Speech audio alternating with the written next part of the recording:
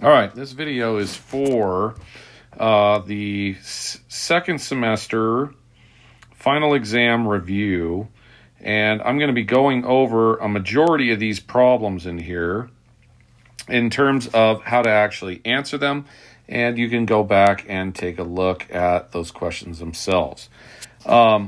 I may not hit every single question that's on this particular document, but I'm going to try my best to do as many possible ones as we can. I would suggest maybe you watch the video at double speed if you're trying to get through a ton of work. So let's get ourselves started right here. And first off, in any of these trig questions that are in this very first part, the key is to isolate the trigonometric term. So I would divide by 6 on each side. This would be cosine of x is equal to 3 root 3. That's just another name for the square root of 27 divided by 6. Or better yet, the square root of 3 divided by 2. Now, and ultimately in these kind of questions, we're going back to thinking about things like sine is 1, 2, 3, and cosine is 3, 2, 1. And since we're dealing with cosine being 3, 2, 1, we'd be at a pi over 6 combination. And all students take calculus would put us in a positive location for cosine being in the first and fourth quadrants, which would be then pi over 6 and 11 pi over 6. And that's those kind of questions that are given over a specific interval. Okay. Now, if they end up doing something slightly different, where it's still about isolating the actual term, I'm going to move this over to one side and the 5 to the other. I get negative 4 sine of x is equal to negative 2 divide, and I'd end up with sine of x is equal to negative 1/2. And ultimately, when is sine equal to 1/2? That would again be a pi over 6 location. And that pi over 6 location being negative would be in the third and fourth quadrant. So ultimately, we're talking 7 pi over 6 and 11 pi over 6. All right, 2 down. A whole lot more to go. All right, 3. Finding the inverse tan.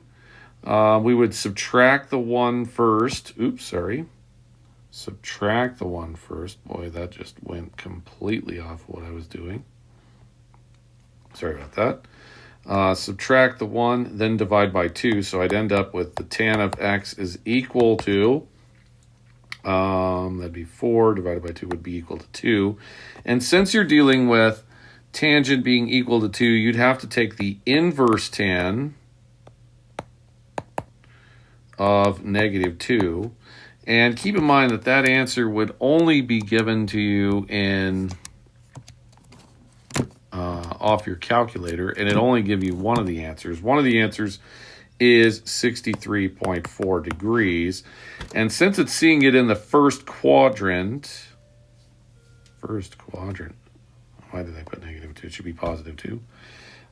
You should also remind yourself that it would also be in the third quadrant. So there are 2 answers, which is that and 243.4.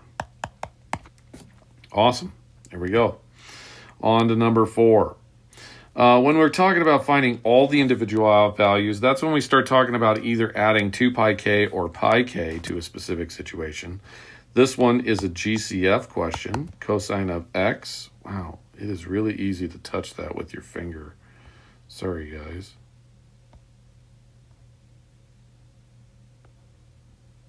And, man, it's like I lost it. There it is.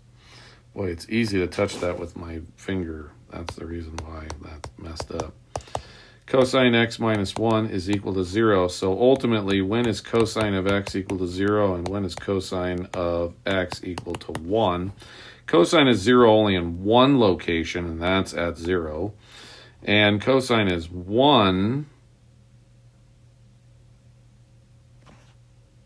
Cosine is 0 2 places, pi over 2 and 3 pi over 2.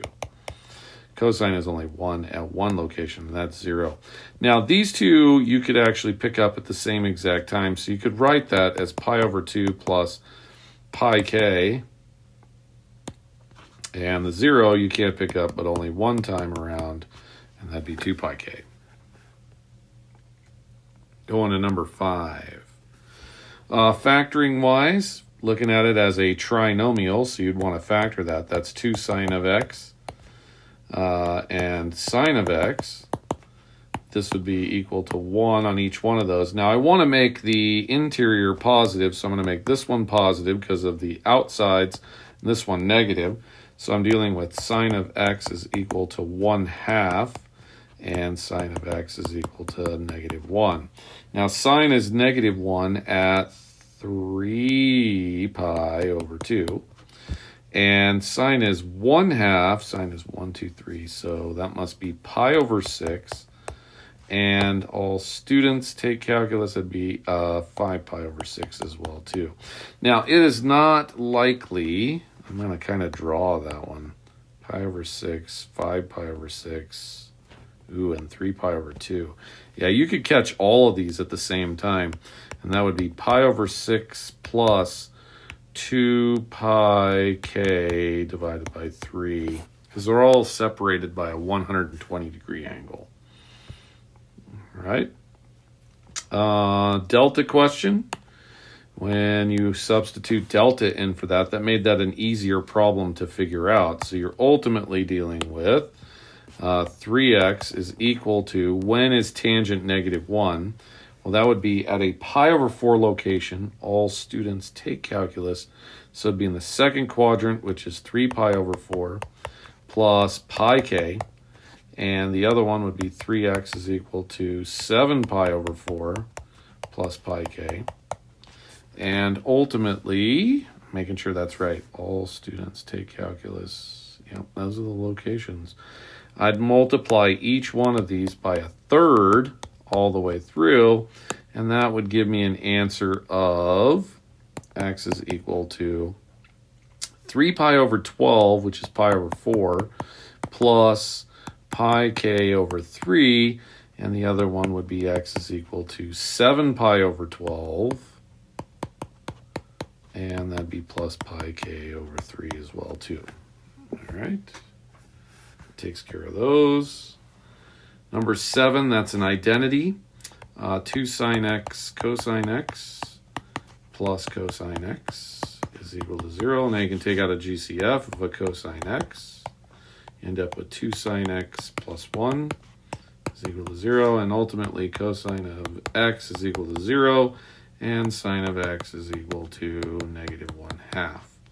Now, cosine is 0 at pi over 2, 3 pi over 2.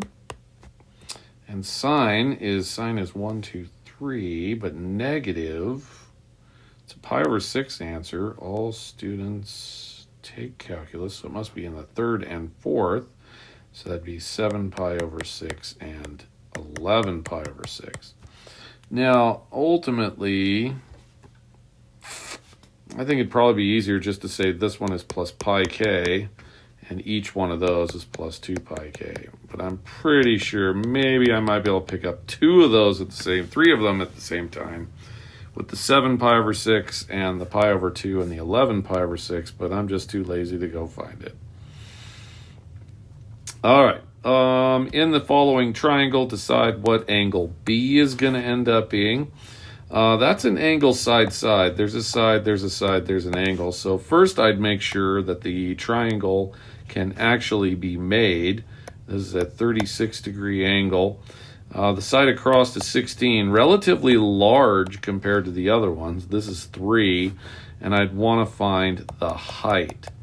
Now the height is generated by finding the adjacent sine the angle, and that adjacent sine angle answer, let me just check what that is. 3 sine of 36 degrees is 1.76.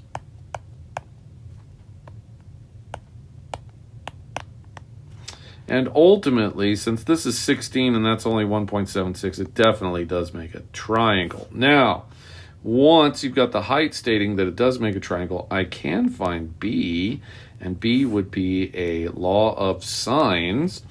That is 16 divided by sine of 36 would be equal to 3 over sine of B. Now that would be a cross multiplication and solve kind of scenario. And that cross multiplication and solve would ultimately be 3 times the sine 36, and then take that answer divided by 16, and then I would take the inverse sine of that answer. And I get 6.3 degrees. Okay, now not losing that answer, they want us to find the length of C in number 9. Now that's this side right here. Sorry, it's a little messy. That's C. And I'd ultimately take my angle of 6 point whatever degrees and add it to 36, and then subtract that answer from 180, and I get an answer at the top of that triangle. Oh, sorry. This top angle here is 137.6 degrees or 7 degrees, something close to that. And this is little c. Now, that number would be set up in another law of sines, which would be 16 over sine of 36. Use the one that you had from before, would be equal to c over the sine of 137.7 degrees. Now, I am going to negative that answer. So it's positive. What do we got here? 16 times the sine of that number divided by sine of 36. And I get a size of 18.3. Now it's important to note here that it's across from the biggest angle, so ultimately it should be the biggest side. Okay. Side scenario, SSS, definitely using the law of cosines. And here we go. 7 squared is equal to 20 squared plus 23 squared minus 2 times 20 times 23 cosine of, we'll call it a little angle A. Okay, now the key to this is about how you solve the deal. The 20 and 23 squared ideas need to be subtracted. So 7 squared minus 20 squared minus 23 squared. And then take that answer and divide by this piece right here, divided by, parenthesis, negative 2 times 20 times 23. And then I'd take the inverse cosine of that answer.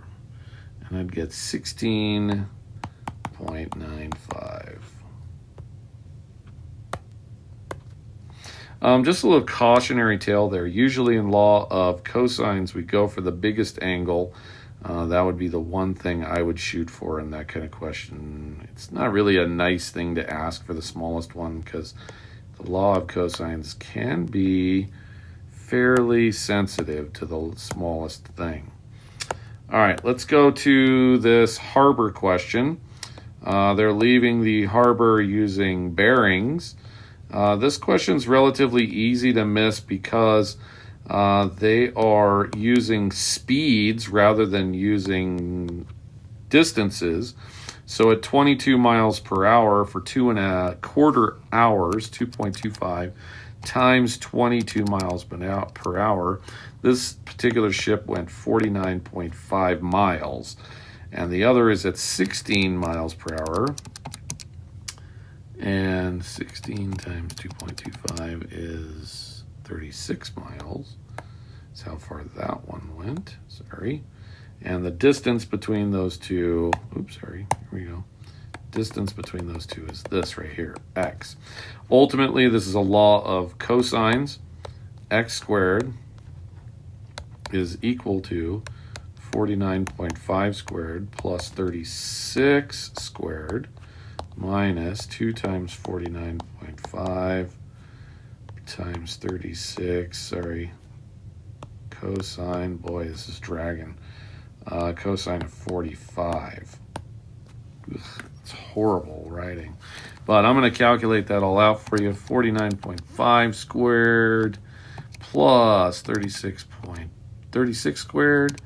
And then I'm going to take away from that minus 2 times 49.5, times 36 times the cosine 45. And I get that, which is 1,226, and then I take the square root of that answer, and I get 35 miles. All right, make sure you guys get the same individual value as you figure it out. HJ, side that's over here. Unfortunately, the only thing I can do here is a law of sines that's across from one another. So automatically I'm setting up this particular part of the law of sines right there. And the only other law of sines piece that I can come up with is this piece right here, which is 29 over the sine of h.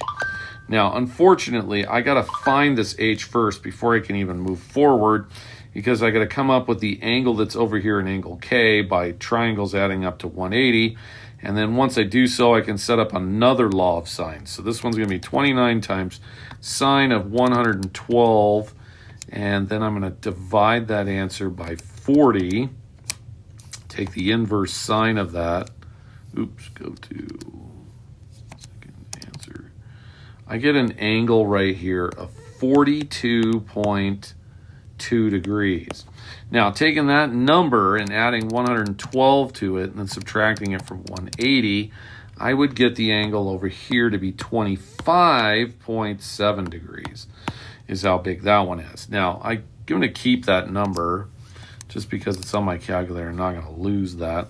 But I'm going to set up a secondary law of sines, which is going to be the same 40 over sine of 112. And it's always good to use stuff that you know for a fact is good. And then HJ, I'll put here HJ, that's the side we're really trying to find, which is really little tiny k over sine of the 25.7. And don't lose numbers that are on your calculator. They're always useful. So cut and paste when you can. And then I'm going to multiply that by 40. And I'm going to divide that answer by the sine of 112. And I'm going to get a side length over there of 18.75. That should be your answer right there. Now, again, check my answers off the answer key at the end. If there's something that I ended up missing, then you can point it out and be like, gee, you don't know everything all the time, but I try. I really do try.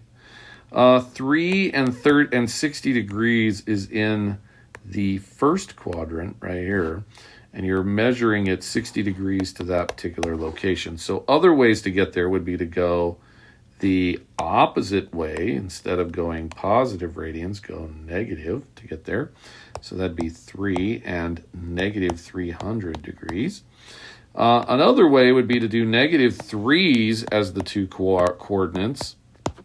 And those two negative 3 coordinates would be in this location right here.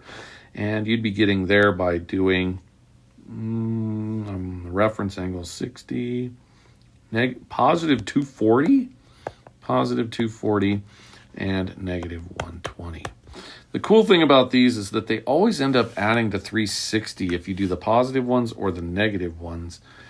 They're not really supplementary, they're circle-y. Okay, that's what I'd kind of think of them as. Rectangular coordinates, this is an X and this is a Y. You want polar, which is an R and a theta. So generating an R, you'd want to do Pythagorean theorem. And that Pythagorean theorem, let me just kind of write it over here, x squared, oh no, let's just do negative 4 squared plus 10 squared is equal to R squared. Put parentheses around this one so you don't mess it up. That's the square root of 116. That's not too bad. So far our coordinate is the square root of 116. Positive, it always will be. Be careful, this actual is in the second quadrant. And if you use the inverse tangent, when you're using the inverse tan here of y over x, you're going to end up getting an answer that's in the fourth quadrant, because that's where the inverse will see it. 10 divided by negative 4, and that answer is negative 68 degrees. So you'll want to add 180 to that, and this answer is 111.8 degrees. There you go. All right.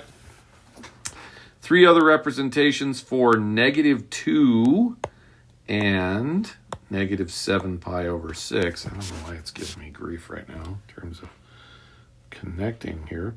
-7 pi over 6 would be in the second quadrant.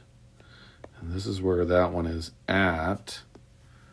But it's using the negative. I have to think about this one for a second. So technically, it's actually in the fourth quadrant, I think. So the negative combination would be negative out there, and then you'd flip it over. So it'd really be 2 and 7 pi over 6 down. So let's think of that. There's 2 and -pi over 6, or 2 and 11 pi over 6. There's two of them. And then the other way to get to that -7 pi over 6 would be to travel +5 pi over 6. So the other answer would be, let's get this -2 +5 pi over 6. And that would get you the same location. All right, let's see what we got here. Convert the following polar equation into rectangular. R is going to equal -3 over sine of theta. And this is a cross multiplication type. We get r sine theta is equal to -3. And r sine theta is just another name for y. So y equals -3. That's the answer there. Converting this polar equation, which is a vertical line, another name for x is r cosine theta, is equal to -25. And then you just solve for r. So that'd be r is equal to -25 over cosine of theta by division. There's your answer to that one. 18, graph the following equation. Now, I forget these all the time. And if it is bigger in the front, then the answer is a cardioid. I can't remember. No, if it's even, they're both cardioids.